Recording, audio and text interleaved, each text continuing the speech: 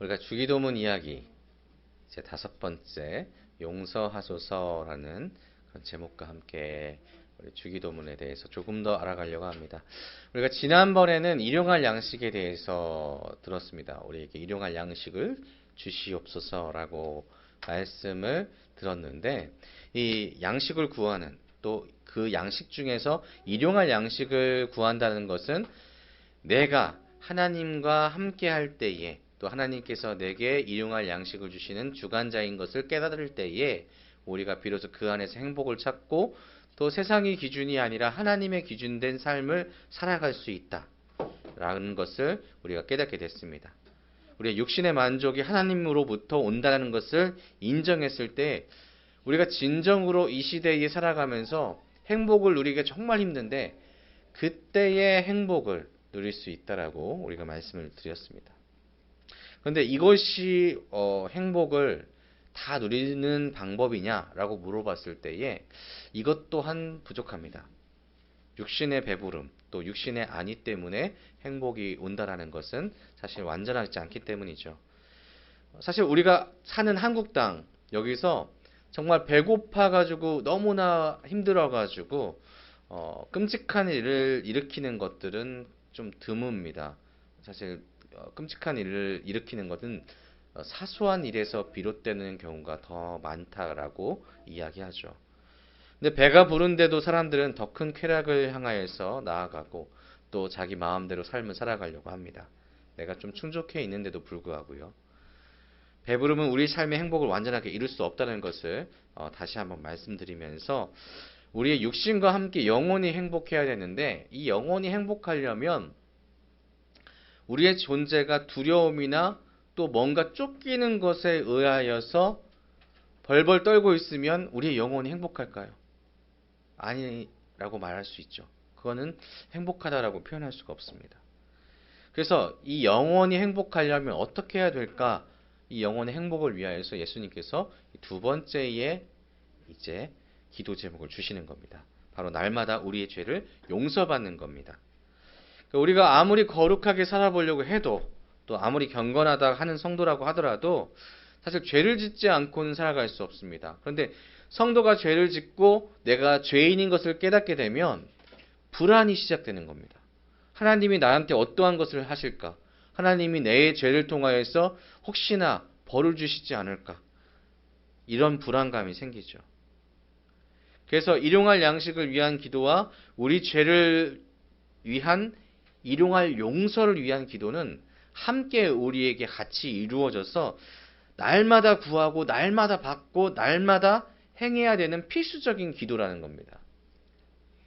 주기도문을 우리가 지금 나누고 있지만, 예수님께서 주기도문에 나오는 인간, 나에 대하여 우리의 삶을 위하여 하는 그 기도의 제목 중에서 가장 처음에 육신에 대한 기도와 또한 그 다음에 영적인 기도를 주시는 이유는 이것이 날마다 이루어져야 되는 가장 중요한, 또 가장 필수적인 기도의 제목이기 때문입니다. 그래서 오늘 우리는 영혼의 안식을 위한 우리의 용서를 구하는 그런 기도에 대해서 좀 더 알아가려고 합니다. 우리 모든 성도님들은 우리 어린아이부터 또 우리 모든 장년에 이르기까지 예수님의 피로 말미암아 죄를 깨끗하게 받은, 그러니까 죄에서 자유함을 얻은 존재라고 우리는 성경 말씀이나 아니면 설교를 통해서 듣게 되는데, 이것을 두 글자로 한다면 칭의라고 합니다. 의롭다함을 얻었다. 하나님이 여기 있는 성도님 한 분 한 분을 의롭다라고 부르셨다라는 겁니다. 의로운 사람이다. 그렇기 때문에 하나님의 자녀에 대해서, 죄에 대해서, 사람에 대해서 너 정죄한다, 이런 것은 사실 하나님께서는 하지 말라라고 하십니다. 그럼에도 예수님께서 오늘 우리에게 주신 말씀 가운데 뭐라 하라고 말씀하십니까? 용서를 구하라 라고 말씀하고 있죠. 또 용서를 하라라고 말씀하고 있습니다. 죄를 위한 기도를 하라고 말씀하고 있는 겁니다. 우리가 우리에게 죄진 자를 사하여 준 것 같이, 이 앞에 있는 구절은 예수님께서 우리의 죄를 사하여 주시는 분임을 말씀하시면서 우리의 죄는 사하여져야 된다라는 것을 이야기하는 겁니다. 용서를 받아야 된다라고 이야기하는 거죠. 그래서 하나님을 향한 용서의 기도는 하나님의 자녀인 우리의 특권인 겁니다. 하나님 아버지를 모르는 사람이 하나님께 용서를 구할까요? 용서를 구할 수가 없습니다. 내가 잘못한 것이 있다라고 인식을 안 하고 있거든요. 내가 하나님 아버지 안에서 무엇이 죄인지도 깨닫지 못하기 때문에 용서를 구할 수 없는데, 그래서 하나님께 구하는 용서는 믿는 사람들의 특권인 거죠. 예수 그리스도를 통하여서 우리가 하나님께 용서를 구할 때마다 하나님은 무조건적으로 우리의 죄를 용서해 주십니다. 그래서 우리는 날마다 죄를 용서하는 기도를 합니다. 우리 주일날 대표 기도를 잘 들어보시면 하나님께 영광을 돌린 다음에 그 다음에 반드시 우리의 죄를 위한 기도를 하는 것을 들은 적이 많으실 겁니다. 거의 필수적으로 이 기도가 들어가죠. 그리고 우리가 기도에 대해서 배울 때에도 하나님께 내 죄에 대한 그런 용서를 구하는 기도가 반드시 필요하다라고 이야기합니다. 이것은 사실 우리의 삶에 있어서 정결에 관련된 내용인데, 이 유대인들의 그 정결 의식 중에서 외출 후에 반드시 손과 발을 씻는 것이 있습니다. 특별하게 손을 못 씻는 경우가 있다 하더라도 발은 반드시 씻어야 됐습니다. 이 발 씻는 그 관습이 청결 때문에 그랬을까요? 이 사람들 샌들 신고 다니니까 모래 맨날 막 묻히고 다니고 혹시나 뭐 다른 거 더러운 거 묻을 수도 있으니까. 그런데 이것은 청결의 개념보다는 정결의 개념이 있습니다. 그래서 유대인들한테 있어서는 이 정결에 대한 개념이 굉장히 중요한데, 내가 정결치 아니하면 하나님으로부터 징계를 받는다는 것에 대한 확실한 믿음이 있었기 때문입니다. 그래서 내가 내 죄를 사하지 않으면 나는 죽을 수밖에 없는 존재다라는 것을 이 유대인들은 알고 있었다는 거죠. 그래서 바깥에 나갔다 돌아왔을 때에 혹시라도 내 발이 부정한 것에 닿았을 수도 있기 때문에 그 발을 씻는 겁니다. 내가 가고 있는데 시체가 누군가는 아무도 모르는데 묻혀있는 땅을 밟을 수도 있었고, 아니면 정말로 피와 같은 더러운 것이 묻을 수도 있고, 그렇기 때문에 내 육체의 정결을 지키기 위해, 내 삶의 정결을 지키기 위해 외부에 나갔다 오면 반드시 발을 닦는 거죠. 하나님 앞에 나아갈 수 있는 자세를 날마다 갖는 것이 이 유대인의 정결한 발의 닦음이었습니다. 그래서 우리한테 있어서도 마찬가지입니다. 신약에 있어서도 우리는 하나님 앞에 정결하게 나아가기 위한 그런 매일마다, 날마다의 우리의 기본적인 마인드가 있어야 된다는 거죠. 민수기 19장 20절에는 이런 말씀이 있습니다. 사람이 부정하고도 자신을 정결하게 하지 아니하면 여호와의 성소를 더럽힘이니 그러므로 회중 가운데서 끊어질 것이니라. 그는 정결하게 하는 물로 뿌림을 받지 아니하였은즉 부정하니라. 아멘. 그러니까 우리는 죄에 대해서 거부할 수도 있어야 되고, 죄를 지었을 때에 이것에 대해서 피할 수도 있는, 그리고 죄를 해결해야 되는 그런 마음 또한 우리한테 필요하다는 겁니다. 정결하기 위해서 우리는 날마다 노력하는 것이 필요하다는 거죠.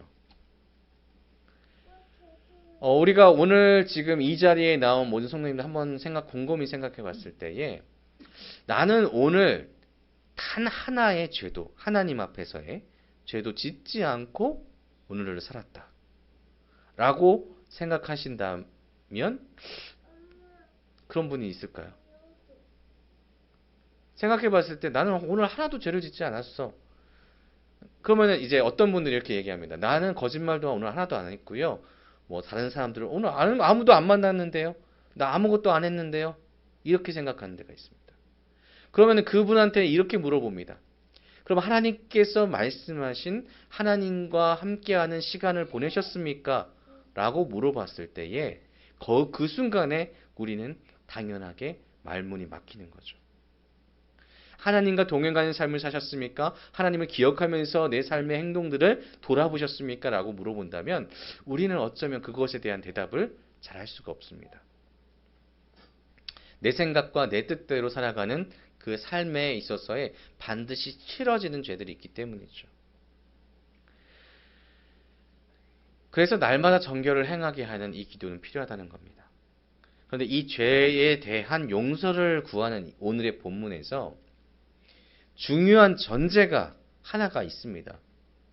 그래서 이 전제 때문에 사실 우리가 주기도문 할 때에 이 용서에 대한 기도를 하는 데 있어서 집중하지 못하고 그냥 뭐 빨리빨리 지내버려야지, 빨리 그냥 읽어버려야지 하는 그런 생각을 갖게 하는데 바로 이것입니다. 무엇이냐면 우리가 우리에게 죄 지은 자를 사하여 준 것 같이. 자, 이게 무슨 뜻일까요?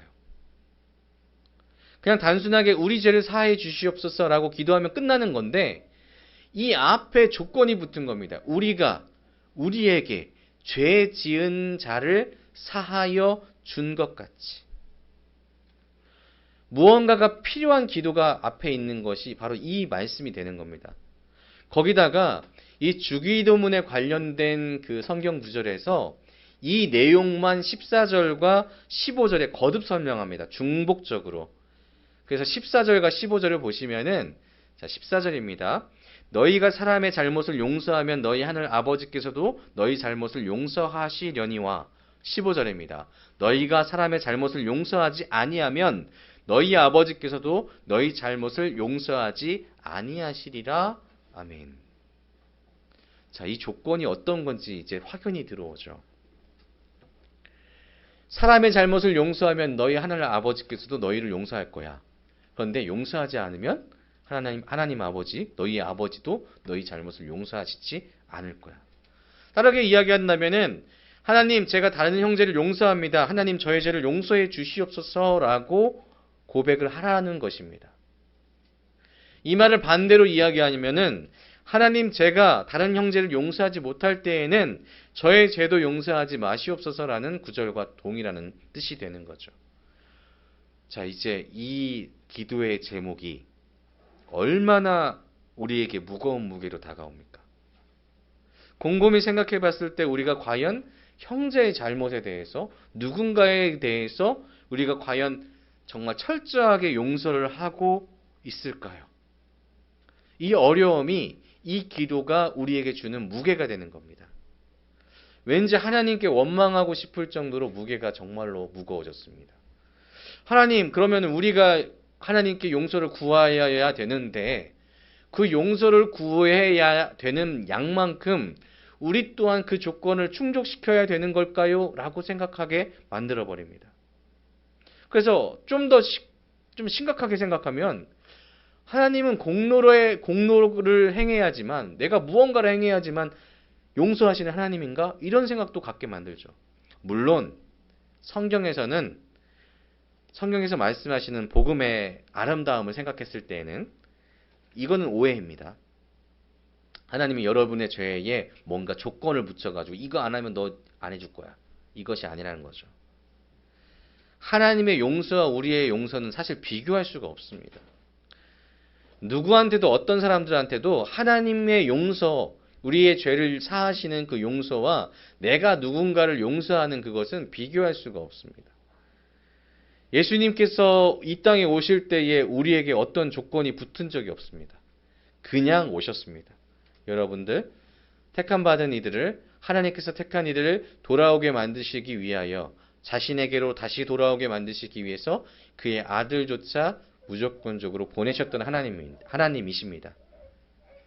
그런데 오늘 말씀을 봤을 때에 우리가 형제를 용서하지 않으면 죄를 용서받을 수 없다는 사실을 부인할 수 있느냐라고 물어본다면 결론적으로는 아니라는 겁니다. 그 이유는 바로 이것이죠. 모든 죄를 용서해 주신 하나님의 은혜를 우리는 체험했습니다. 하나님께서 나의 정말 죽을 수밖에 없는 죄를 사하셨다는 그 커다란 용서를 경험했는데, 우리가 그 커다란 은혜를 입은 자로서 형제가 인간적인 잘못을 했을 때에 그 잘못한 것을 용서하지 않을 수 있겠느냐라는 말씀이 오늘의 우리에게 주시는 말씀이라는 거죠. 은혜를 깨닫고 깊이 알아갈수록, 우리의 믿음이 커가면 커갈수록 우리는 이 말씀에서 은혜를 느끼지 부담감을 느끼거나 두려움을 느끼지 않는다는 것입니다. 이 말씀은 여러분에게 부담감을 주거나 여러분에게 정말 벌벌 떨면서 내가 정말 이건 부당합니다, 분노하게 만드는 기도의 제목이 아니라 하나님의 은혜를 더욱더 느끼게 만드는 거룩하고도 아름다운 기도의 제목이라는 거죠. 이런 말씀을 보여주는 성경의 예가 있는데 마태복음 18장에 예수님께서 비유하신 말씀 중에서 이런 말씀이 있습니다. 형제를 용서하지 않은 한 사람, 한 종이 나옵니다. 자, 임금에게 어떤 사람이 빚을 지는데 1만 달란트의 빚을 집니다. 여러분 1만 달란트 하니까 얼마인지 참 잘 모르시겠죠?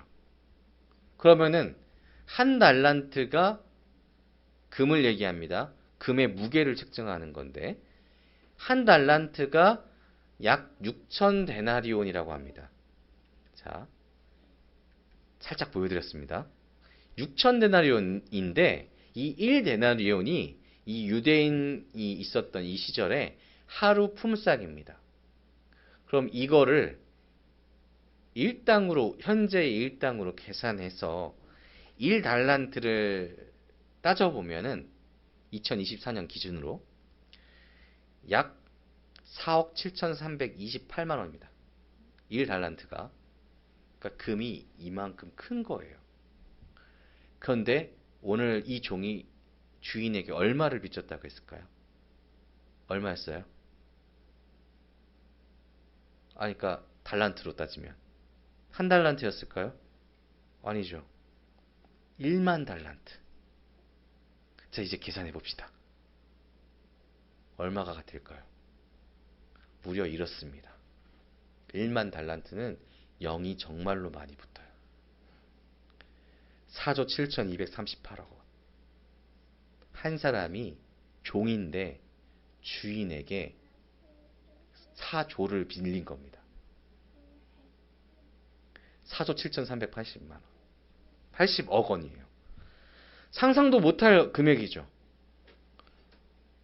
평생을 갚아도 못 갚을 그런 금액을 이 종이 빚진 겁니다. 자신의 주인에게, 왕에게. 갚을 능력이 없으니까 몸, 아내, 모든 재산을 통하여서 갚으라고 왕이 명령을 내립니다. 근데 이 종이 갚을 능력이 있습니까? 없는 겁니다. 절대로 갚을 수가 없습니다. 그러니까 울부짖습니다. 왕이시여, 제발 이것을 용서하여 주시옵소서. 내가 언젠가는 내가 갚겠나이다. 탕감해 주세요. 용서해 주세요. 좀 봐주세요.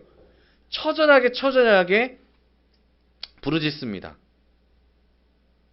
여러분이 왕이라면은 이 조 4조입니다. 4조를 탕감해 줄 수 있을까요? 없겠죠. 근데 놀랍게도 이 왕이 이 놀라운 금액을 탕감해 주는 겁니다. 불쌍히 여겨 그를 용서했습니다. 근데 문제는 이 커다란 용서를 받고 은혜 가운데 기쁨이 넘쳐서 내 전체 평생을 짊어지게 만들었던, 내가 정말로 죽을 수밖에 없는, 못 갚아서 내가 정말로 처절하게 살아가야 되는 그 빚을 갚은 사람이 집으로 가는 중에 자신에게 빚진 사람을 만나게 되는 겁니다. 얼마를 빚졌냐면 100데나리온. 얼마 되지 않았죠. 아까 그 1달란트가 6천 데나리온이었습니다. 그러니까 그거에 1만 달란트를 빚진 자였으니까 100데나리온은 사실 세 발의 피도 안 되는 겁니다. 그런데 이 형제가 용서해달라고 비는 겁니다. 왜 용서해달라고 빌기 시작했을까요? 이 종이었던 사람이 빚을 갚으라고 닥달하지 않았으면 용서해달라고 하지도 않았을 겁니다. 기쁜 마음으로 집에 가고 있던 이 사람은 나에게 빚진 자를 만나자마자 빚을 갚으라고 닥달을 하는 겁니다. 그리고 못 갚으니까 옥에 가둬버립니다. 이 소식을 들은 왕은 어땠을까요? 그 마음이 분노하겠죠. 32절과 35절입니다. 18장 마태복음 18장 32절부터 35절 제가 읽어드릴게요. 이에 주인이 그를 불러다가 말하되 악한 종아 내가 빌기에 내가 내 빚을 전부 탕감하여 주었거늘 내가 너를 불쌍히 여김과 같이 너도 내 동료를 불쌍히 여김이 마땅하지 아니하냐 하고 주인이 노하여 그 빚을 다 갚도록 그를 옥졸들에게 넘기니라. 너희가 각각 마음으로부터 형제를 용서하지 아니하면 나의 하늘 아버지께서도 너희에게 이와 같이 하시리라. 아멘. 이 형제를 용서하지 않는 일을 그 왕은 용서하지 않았습니다. 이 비유를 들을 때에 다시금 제 마음이 좀 두근거렸습니다. 이 말씀을 제가 찾았을 때에 두근두근 콩닥콩닥거리기 시작하는 거예요. 설레어서 그랬을까요? 아니죠. 무서워서. 저의 모습이 종의 모습과 정말 비슷해 보이더라고요. 사실 제가 이 부드러워 보이는 이 외모와는 달리 굉장히 좀 강합니다. 그래서 뭔가 잘못했을 때 저희 지금 용사님 아들이 굉장히 그럴 리가 없는데 라고 지금 보고 있는데 제가 정말 저 어렸을 때의 제 친구들을 저를 좀 약간 무서워했었어요. 제가 뭔가 거짓말을 하는 친구들을 굉장히 싫어했고 그 기준에 맞지 않는 행동을 했을 때에는 철저하게 연을 끊을 정도로 약간 강직한 그런 사람이었는데 오늘 말씀을 주기도문에 대해서 더욱더 깊이 알아가면 알아갈수록 왜 나는 그들을 용서하지 않았나. 그 당시에 제 친구 한 명이 저에게 용서를 구하면서 펑펑 울었거든요. 나는 너랑 친구를 계속하고 싶은데 너는 왜 그러니? 그게 제가 이 설교를 준비하면서 정말 가슴이 두근두근거리고 콩닥콩닥거릴 정도로 정말 하나님한테 용서를 구하고 또 구할 수밖에 없게 만들더라고요. 마음이 답답해졌습니다. 내가 형제들을 과연 용서하고 지냈을까? 내가 과연 내 형제들에게 하나님의 사랑으로서 대하고 있었을까? 라고 물어봤을 때에 저 또한 그것에 대해서 확답을 못하겠습니다. 라고 이렇게 고백을 하게 되더라고요. 이 또한 하나님께 용서를 구할 수밖에 없는 그런 기도의 제목이 되었습니다. 우리가 주일마다 우리가 주기도문을 읽죠. 특히 어린이 예배 때에 우리 지금 여기 있는 어린이 친구들한테 한번 물어볼게요. 여러분들은 주기도문 읽었어요? 안 읽었어요?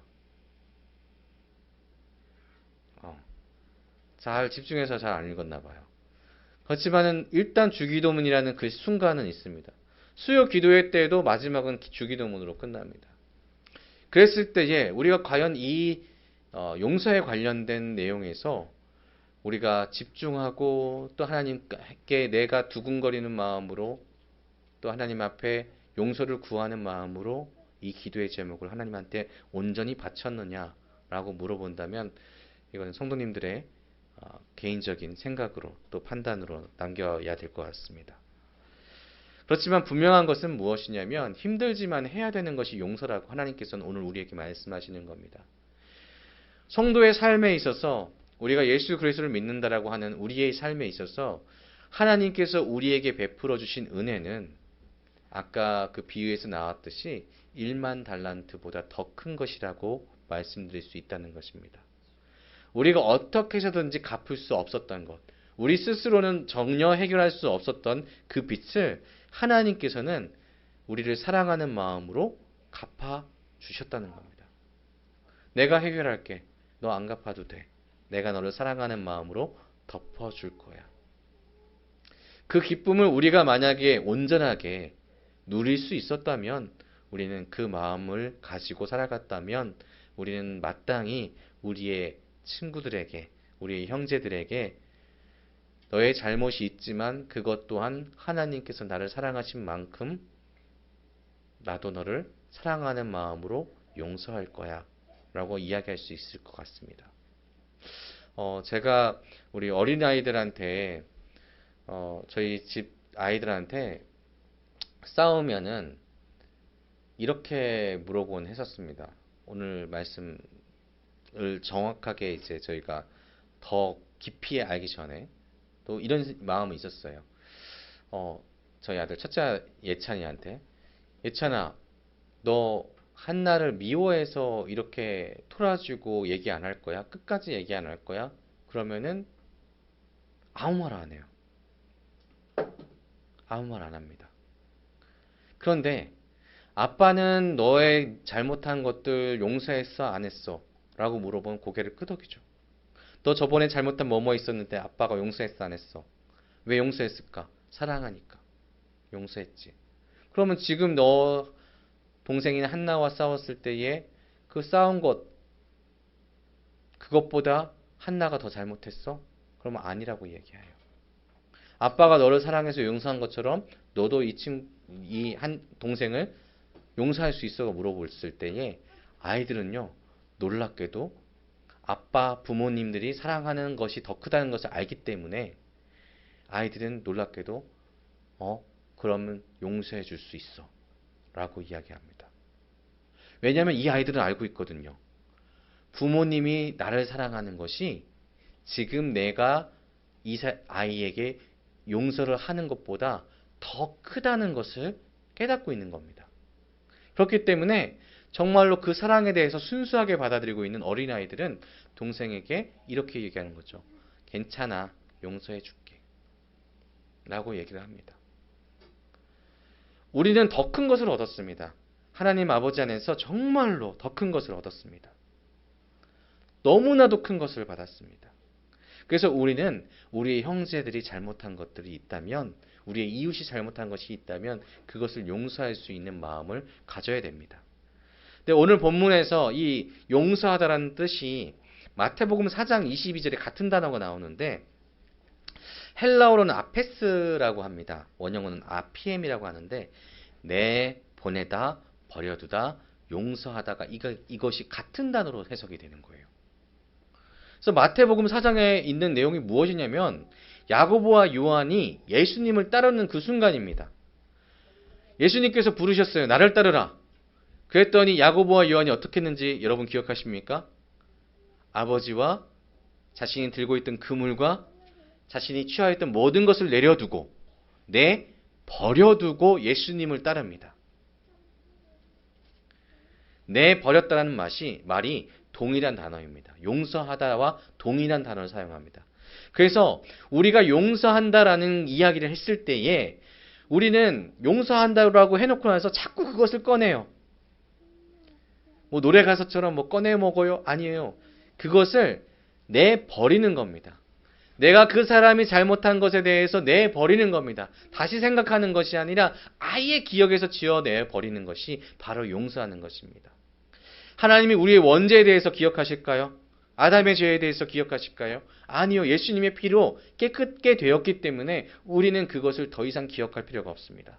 다만 그 죄를 기억하지 마시고 하나님의 은혜에 대해서만 기억하면 됩니다. 우리 또한 마찬가지입니다. 이웃의 형제의 죄를 기억하는 것이 아니라 내가 어디다 버렸는지도 모를 정도로 그것을 풀어내야 된다는 것이죠. 그렇지만 용서하는 거 쉽지 않다는 것은 분명한 일입니다. 이 데이비드 옥스버거라는 목사님이 이런 말씀하셨거든요. 용서를 통하여 오는 자유라는 책에서 용서해 주는 사람은 엄청난 대가를, 즉 자기가 손해본 만큼의 대가를 지불해야 용서할 수 있다라는 그런 구절이 있습니다. 무슨 얘기냐면 우리가 용서하는 데 드는 용기는 정말로 엄청난 대가가 필요하다는 겁니다. 상대방이 나한테 잘못한 것만큼 나 또한 용기를 내지 않으면 절대 용서할 수 없다는 거예요. 내가 한 번 더 손해를 봐야지 용서할 수 있다는 거죠. 내가 형제를 용서하는 것 그만큼 어렵습니다. 근데 왜 하나님은 이 어려운 용서를 하라고 하셨을까요?